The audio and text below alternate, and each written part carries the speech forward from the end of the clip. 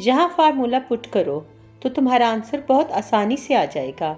Tutor Abdullah अपने शागिर्द माज़न को मैथ सवालात हल करने का तरीका सिखा रहा था। अब्दुल्ला खुद इंजीनियरिंग यूनिवर्सिटी का स्टूडेंट था, पढ़ भी रहा था और शाम के औकात में पढ़ा भी रहा था। नहीं माज़न, यूँ नहीं। वो चंद सानिये अपने शागिर्द की नोटबुक की तरफ गहरी दिलचस्पी से देखता रहा, शायद जो उसके बताए गए तरीके के मुताबिक सवाल हल करने की कोशिश कर रहा था, मगर फिर भी कामयाब नहीं हो पा रहा था। अब्दुल्ला ने हल्की सी चपत उसके सर पर लगाई और नोटबुक और पेन अपनी गिरफ्त में ले लिए। नालायकों के सरदार, इस तरह नहीं, इस तरह। रियाजी पर तो अब्दुल्ला को कमाल दस्तरस हासिल थी। चुटकी बजाकर मुश्किल से मुश्किल सवालात का जवाब निकाल कर रख देता था। वो होनहार स्टूडेंट ही नहीं, बाकमाल और ज़हीन टीचर भी था और अपनी खुदादाद सलाहियतों का सबूत उसने चंद हफ्तों में ही दे दिया था। चलो अब अगला तुम करो। धीमे से मुस्कुराते हुए उसने नोटबुक और पेन माज़न की जानिब बढ़ाया तो उसको मुस्कुराता देखकर दरवाजे की ओट में खड़ी नूरुलैन के लबों पर भी बेख्तियार हंसी आ गई। खुद तो दरवाजे के पीछे खड़ी थी, मगर दरवाजे में लगे शफाफ शीशे अंदर का मंजर वाज़े कर रहे थे। अब्दुल्ला की मुस्कुराहट कितनी प्यारी है। वो किस तरह अपने शागिर्द से दोस्ताना अंदाज में बात करता है। कितने लतीफ़ अंदाज में उसे नालायकों का सरदार कहते हुए उसके सर पर चपत भी लगा रहा था। उसका अंदाज़े तालीम व तदरीस जहाँ मुतासर कुन था, वहीं उसकी ज़ाहरी शख्सियत भी जाज़बे नज़र थी। उसका हर लफ्ज़ दिल में उतर जाता था। माज़न की इससे पहले किसी ट्यूटर से नहीं बनी थी। अब्दुल्ला वह टीचर था जिसको माज़न ने पसंदीदगी की सनद देकर अपनी माँ हफ्सा को मुतमईन कर दिया था। Nice, well done. शायद इस बार माज़न ने सवाल दुरुस्त हल कर दिया था तो अब्दुल्ला की तरफ से दाद वसूल कर रहा था। अब्दुल्ला ने एक निगाह वॉल क्लॉक पर डाली, वक्त का अंदाज़ा लगाया और तेज़ी से कलम को जुम्बश देते हुए माज़न को होमवर्क देने लगा। मतलब कि अब ज़्यादा से ज़्यादा 20-25 मिनट के बाद वो जाने वाला था। नूरुलैन का दिल न जाने क्यों डूबने लगा था। अभी इन्हीं कैफियत में घिरी अपनी टांगों को न जाने किस जज्बे, किन एहसासात के ज़ेर असर मज़ीद शल करती रहती अगर अकब से माँ की आमद ठोका ना देती। यहाँ क्या कर रही हो? इस्तफहामी नज़रों में यह सवाल रकम था। वो अम्मी, मैं ना, घबराहट कोई आम नवीयत की ना थी जो एक माँ की जहाँ दीदा तजर्बा शनास नज़र समझ न पाती। चलो अपने कमरे में। आवाज़ इस कदर धीमी थी जो सिर्फ नूरुल ऐन की समातों में उतरी तो वो लम्हा भर के लिए भी वहाँ ठहर न सकी। हफ्सा अब्दुल्ला के लिए चाय लेकर आई थी। तकरीबन हर दूसरे तीसरे रोज़ वो ट्यूटर को चाय शरबत मौसम की मुनासबत से दिया करती थी, मगर नूरुलैन के हाथ से ये काम कभी नहीं करवाया था। बेटी जवान थी, अब्दुल्ला की हम उम्र, लिहाजा वो जवानी की नज़ाकतों को बखूबी समझती थी। ये मंजर आज उसने देखा था। जवान बेटी की बुझी बुझी गम में डूबी आंखें, उदास चेहरा जैसे खुशी के सब रंग छीन लिए गए थे। अरकलूद पेशानी जो अनजानी घबराहटों की गम्मास थी। ये चेहरे के बदले बदले रंग तो आज ही देखे थे, मगर दरवाजे की ओट में यूं खड़ा होने का पहले भी मुशाहदा कर चुकी थी, जिसके मुतल्लिक तशवीश भी हुई थी। वो अम्मी, मैं ये देख रही थी कि नया ट्यूटर कैसा पढ़ा रहा है। नूरुलैन खुद PDS bachelor in dental surgery की स्टूडेंट थी, बनना तो MBBS डॉक्टर चाहती थी, मगर किस्मत डॉक्टरी की इस लाइन की तरफ ले गई। वो खुद भी बहुत ज़हीन व फतीन तालबा थी। माज़न का छोटा भाई था, पूरे 4 साल छोटा। चाहता तो बहन से पढ़ सकता था, मगर माज़न के सामने नूरुलैन की हैसियत घर की मुर्गी दाल बराबर थी। वो बहन से पढ़ता कम, बहस ज़्यादा करता था। इसी बात पर वो चिढ़ जाती थी। अम्मी, मैंने नहीं पढ़ाना आपके नखरीले बेटे को। नूरुलैन को माज़न इतना सताता कि जिच हो जाती। कुछ अरसे तो वो हौसले से उसकी तमाम गुस्ताखियाँ बर्दाश्त करती, उसे पढ़ाती रही, मगर ये कारनामा अंजाम देना शायद नूर के नसीब में ही नहीं था। अम्मी, लगाएं पैसे और रखें इस नवाबजादे के लिए ट्यूटर। माज़न इस कदर अड़ियल घोड़ा था कि उसको पढ़ाते नूरुलैन खुद हाँफने वाली हो जाती थी, मगर उसे समझ में ना आता था। वैसे भी वो समझना ही कहाँ चाहता था। वो बहन से पढ़ता कम और लड़ता ज़्यादा था। माँ मिन्नतें कर के थक गई थी कि जब घर में पढ़ाने की सहूलत मौजूद है तो उससे फ़ायदा उठाओ, مگر نہ جی، مازن جیسے بگڑے شہزادے کی ناک کے نیچے کوئی ٹیچر آتا ہی کب تھا؟ اس نے تو پہلے درجنوں ٹیوٹروں کو ناکوں چنے چبوا دیے تھے۔ اس مشن میں اس کی بہن بھی شامل تھی، جو سب سے پہلے کانوں کو ہاتھ لگا کر بھاگی تھی۔ بیکار میں 8-10 ہزار ٹیوٹر کو دینے پڑیں گے۔ حفصہ کو بھی مازن کی ہٹ درمی پر غصہ تھا۔ ایسا نہیں تھا کہ گھر میں کوئی مالی تنگی تھی۔ نور العین کے پاپا بینک میں برانچ مینیجر تھے، اچھی خاصی آمدنی تھی، بیوی بچوں کو ہر نعمت میسر تھی، مگر پھر بھی حفصہ ایک کفایت شوار عورت تھی کہ باہر ٹیچروں پر رقم لٹانے سے بہتر تھا کہ مازن نور العین سے پڑھ لے۔ مگر مازن نے تو جیسے دل ہی دل میں کوئی منت مان رکھی تھی کہ اتنے آرام سے نہیں پڑھوں گا، آپ سب مجھے اتنا ایزی نہ لیں، بیٹا ہوں میں، بیٹا کوئی عام بات نہیں ہے، اور وہ بھی اکلوتا چشم و چراغ، مائنڈ اٹ۔ تو یوں اکلوتے سپوت نے سب کو ٹف ٹائم دیتے ہوئے نور العین سے پڑھنے سے انکار کر دیا۔ ٹیوٹر عبداللہ بزریہ آن لائن تلاش کیا گیا تھا، ہر ٹیوٹر بڑھ چڑھ کر فیس مانگ رہا تھا۔ ایک عبداللہ ہی تھا جو 6,000 پر مان گیا تھا۔ عبداللہ عادتاً کام گو تھا، طبیعتاً شریف، کبھی بیکار اور فضول بات نہ کی تھی، باادب بھی تھا اور اچھا استاد بھی۔ حفصہ بہت خوش تھی کہ مناسب فیس میں اتنا باصلاحیت ٹیچر مل گیا تھا، اس لیے وہ اس کا خیال رکھتی تھی، کبھی چائے کافی پوچھ لی تو کبھی جوس شربت دے دیا۔ آنٹی اس تکلف کی کیا ضرورت تھی؟ عبداللہ اکثر اس مہربانی پر شرمندہ ہو جاتا تھا، وہ زیادہ بے تکلف ہونے والا نوجوان نہ تھا، اس لیے حفصہ کو اس زحمت پر شائستگی سے منع کر دیا تھا۔ نور آج کالج نہیں جانا؟ نور العین پچھلے 2-4 دنوں سے کالج نہیں جا رہی تھی۔ حفصہ کو تشویش سی ہوئی۔ وہ تعلیم کے معاملے میں انتہائی حساس تھی، اپنی تمام توانائی، ہمت اور پیسہ اگر پورے جی جان سے اولاد کی کسی چیز پر لگا رہی تھی تو وہ تعلیم تھی۔ وہ ان ماؤں میں سے تھی جو اولاد کی بہترین تعلیم و تربیت کو اولین ترجیح دیتی ہیں، باقی ہر چیز ثانوی حیثیت رکھتی تھی۔ تعلیم ہی تو اصل زیور ہے۔ بیٹا ہو یا بیٹی، دونوں کو اعلیٰ تعلیم دلانے کے لیے وہ انتھک محنت کر کے اپنے مجازی خدا کی خوشنودی حاصل کر رہی تھی۔ امی دل نہیں چاہ رہا تھا۔ دنیا جہاں کی بیزاری سموئے نور العین کا لہجہ حفصہ کو توجہ طلب لگا تھا۔ وہ بہت حساس ماں تھی، چہرے کے اتار چڑھاؤ کے ساتھ وہ اولاد کے جذبات و احساسات تک کو جاننے کی کوشش کرتی، وہ بہت حد تک کامیاب بھی ہو جاتی۔ وہ جانتی تھی کہ عمر کے اس نازک دور میں جوان اولاد ماں باپ سے بہت سی باتیں شیئر کرنا چھوڑ دیتی ہے، خاص طور پر بیٹیاں، اور یہ کوئی اچھی بات نہ تھی۔ ماں اور بیٹی کا دلی تعلق اور رشتہ اتنا مضبوط ہونا چاہیے کہ بیٹی ہر بات ماں سے کر سکے تاکہ کسی غلط راستے پر چلنے سے بچ سکے۔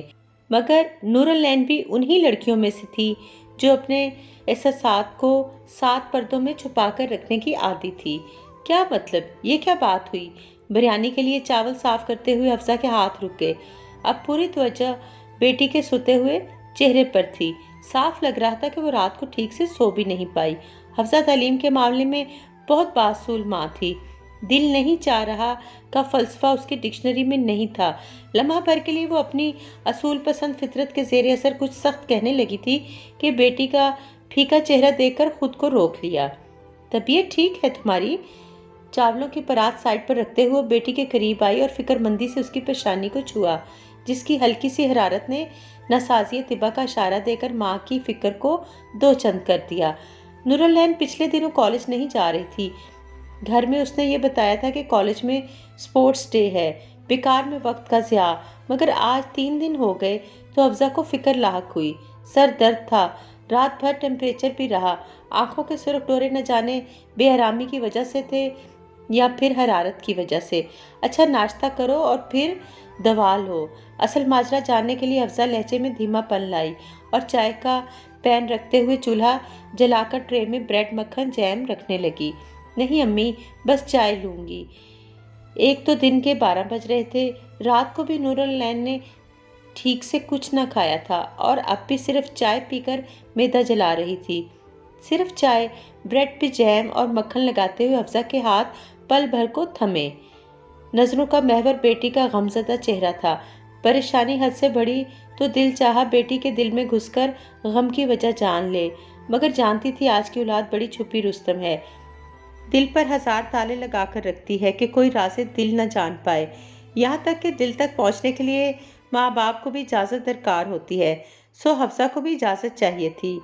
حفصہ نے بیٹی کی اداسی دور کرنے کے لیے کچھ مشورے دیے۔ نور، کسی دوست کو گھر بلا لو یا سوسائٹی میں اپنی کسی کالج فیلو کی طرف چلی جاؤ، دل بہل جائے گا۔ وہ ایسی صورتحال میں ایسا ہی کیا کرتی تھی، کبھی بھی اولاد کو اس کی ذہنی الجھنوں کے ساتھ تنہا نہ چھوڑتی تھی، اور بیٹی کے معاملے میں وہ حساس دل ماں تھی۔